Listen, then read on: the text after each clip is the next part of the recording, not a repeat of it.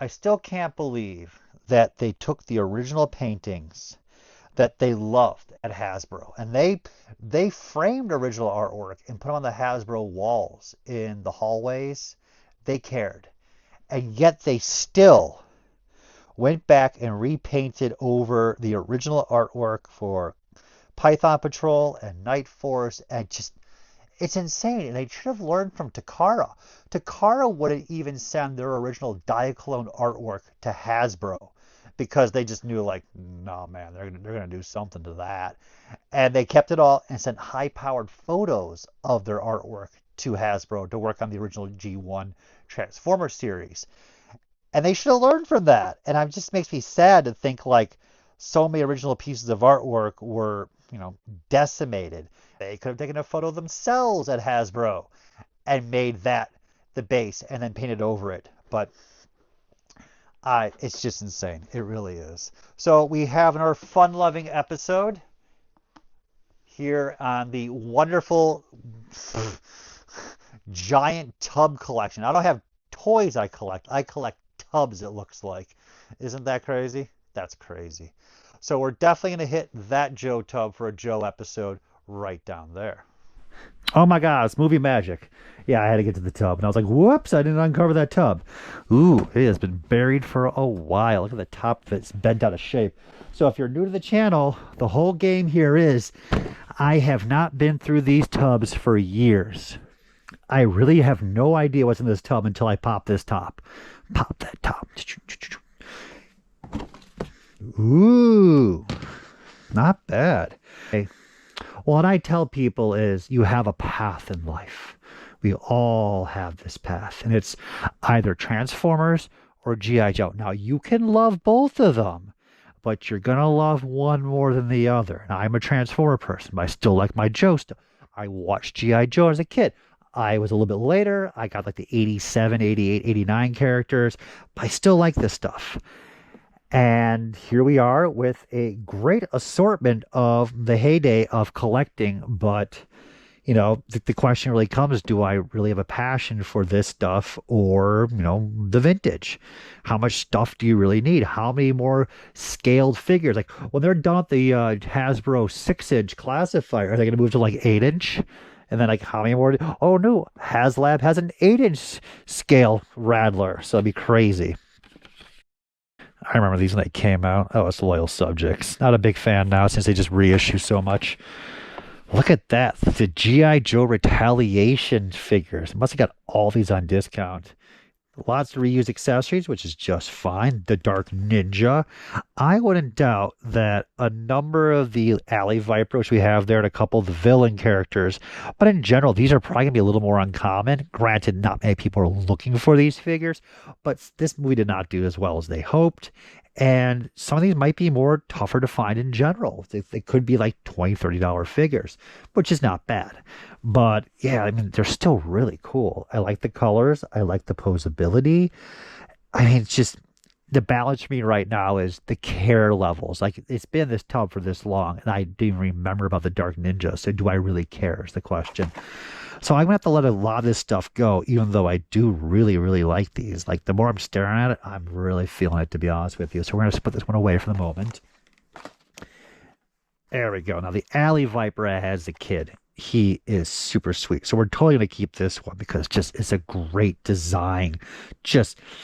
I know we like the Joe. We're all for Joe, but man, those Cobra designs are so amazing. So 25th anniversary, I'm going to probably let go of a lot of this. I just don't see myself displaying a lot of this, but it's still nice though. I remember when it came out and everyone was so excited. We got a lot of these. We have a Lady J here. Convert Ops weapon included. Still very nice piece. Got a bazooka. The head sculpt is to be a little more desired. A lot of the head sculpts in general for the human faces just never really did work out even at this time frame. They have gotten much better. But yeah, Cobra Red Ninja, that was from Argentina. That was a cool piece. I should have a produced original version back when they used to be swarming. I love to talk about this to people if they don't know, but South America didn't collect as much as North America. North America got the bug first. So when eBay happened, like the late 90s, early 2000s, a lot of collectors in South America, Argentina, Brazil, etc., etc. There were collectors, sure. But in general, what happened was a lot of these people are like, what? This stuff's worth money? And the Americans are buying it, or the Canadians are buying it, or the British are buying it? Oh my God. So they dug out all the cases, went to all the toy stores in the late 90s, etc. And they've just found like tons of red ninjas. Then there's the black ninja, et cetera, from Argentina. And they flooded the market. This happened with the Brazilian Australia figures, and everything was like 15, 20 bucks, 30 bucks each for just a time. Like you would almost think it would never end almost. And of course, it finally did all dry up. But like in my brain, I remember the red ninjas like $45 carded. It's crazy. And I just love that. And of course, the joke is, after a number of years, people in South America were like, you know what? We like these toys too. Can we have those mint, fresh, dead stock carded figures back that are all locked away in people's collections in the US and everywhere else? And they're like, no, you can't. So they're having a tough time getting dead stock mint ones back for years. The comic 2-packs were excellent. Dial Tone, Beachhead. Love these. I really do. I probably will bend to keeping the multi-packs because they just pop, especially with that artwork design. Look at Shipwreck, man. They reverse his colors. You got Copperhead, which is always a crowd favorite. And these are really nice. I'm curious what the value is on these. I've been out of the market for so long. Interesting combination here. You got Tripwire and Cobra Commander. But you know what? I do like Tripwire's design. I really do. His head there, he looks like an alien almost, to be honest with you. It's a little off compared to even the original one looked more human. Wow, look at that. So it's some original vehicles there too. So we have, look at that. And this is how the toy shows were back in the day, because toys are so overpriced now. If you blew them out at half off, you're still like $15, $20 each. It's crazy. I mean, granted, we have ollies, but not everything's on sale. But $2 for Steel Brigade. That is insanely cheap. And that's how the toy shows used to be. They'd be like, oh, we're blowing them all out. We don't want them anymore. $2 each for all this stuff. Croc-Master. Boom, boom, boom. There used to be a cartoon called Bots Masters. You guys remember that? Bots Masters. Dun, dun, dun. So it's Croc Master. Dun, dun, dun, dun. There'd be an entire TV show just for Croc Master. I'd watch that. Mail away Storm Shadow from the old address. Don't get excited, people. So we have tons and tons of 25th. Cobra Night Viper, Gung Ho, Alley Viper, the chromed first releases. We have the fan club exclusives. Wow. Munitia. Outback looks a little odd to me, to be honest with you. Tons and tons. Look at this. Python Patrol. All this has just been sitting here, you know? Like, do I really have a passion? That one's pretty cool. Flint, to be honest with you. There's something about this design for this movie was so much better than the first movie. They just look more natural. I like that a lot more. Spirit on the original card, Duke and White, Torpedo. I was late in the game for watching the series or collecting the toys when I was younger. I never liked the original like base Joe team. The basic green outfits or Torpedo. They don't call it to me. So I'll probably let all this go. I can't keep all this stuff forever. I'll keep a couple for sure. Wild Bill's pretty awesome, to be honest with you. Destro will always be top notch.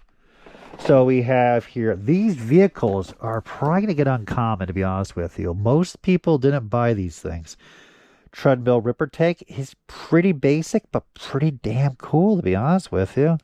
It does come with clutch. Oh my God, say it with me. I'm not going to say it. You just said it out loud by yourself. Yeah.